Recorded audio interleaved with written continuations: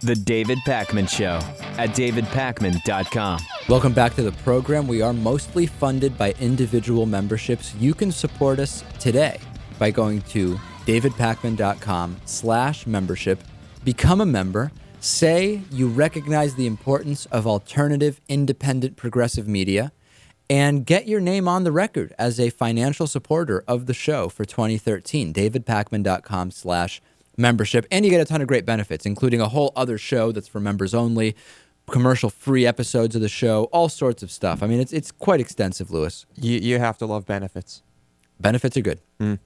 A Utah smoothie shop called the I Love Drilling Juice and Smoothie Bar is charging liberals more than conservatives and donating the surcharge to conservative causes. As you can see, conservatives pay $4.95 for all juices and smoothies.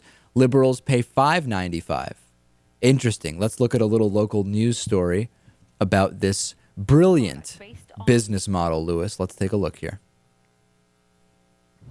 On the customer's political beliefs. You don't have to imagine. It's happening in Vernal. Eastern Utah news specialist Jeff Lysick explains. Right. What a wonderful story. George Burnett is best known here in the Uinta Basin as the I Love Drilling guy, a title he made for himself when he moved here about 4 years ago. Right. Well, now he's opened a juice and smoothie bar, and like everything Burnett does, there's a little bit of a twist.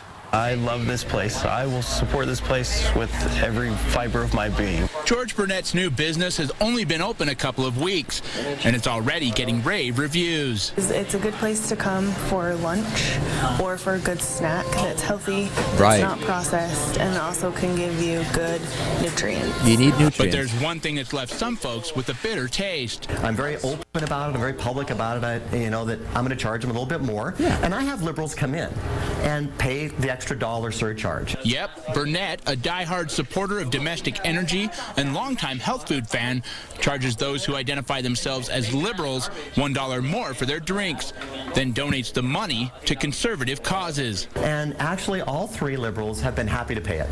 But a few have cried foul on Burnett's Facebook page. Yeah, so he's had three liberals come in, and I guess they were happy to pay it. You've got to be experiencing some kind of issue if you're glad to pay it. I mean, is this the only place to get juice? And what do they ask you? How do you identify a liberal? Yeah, I mean, I think the fiscally conservative thing to do here would be to say, you know what, I am a conservative, even if I'm a liberal. I would not go to this place. Maybe they're banky. I don't know what this guy's doing.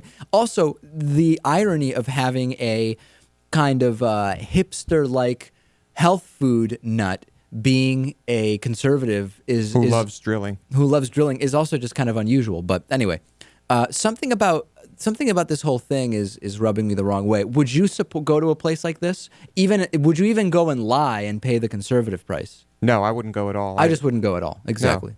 How can you support that? Natan, what do you think? I wouldn't go, and I think this may be a violation of the Civil Rights Act. We should look into that. It seems like this is just illegal.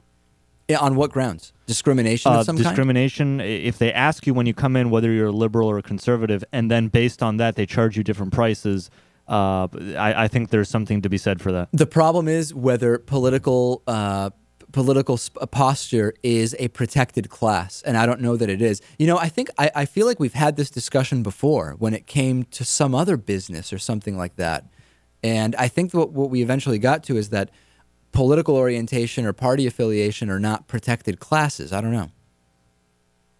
Yeah, probably not. But what if you don't fall under these two categories? What if you say you're moderate? Yeah, then what happens?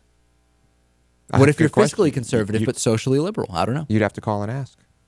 Very bizarre. What if you're a neoliberal? I would avoid this place. I think the simplest way is don't go to this guy's business. I hope it fails. It sounds like he only has 3 liberals who go anyway. That may be made up. Who knows? Yeah.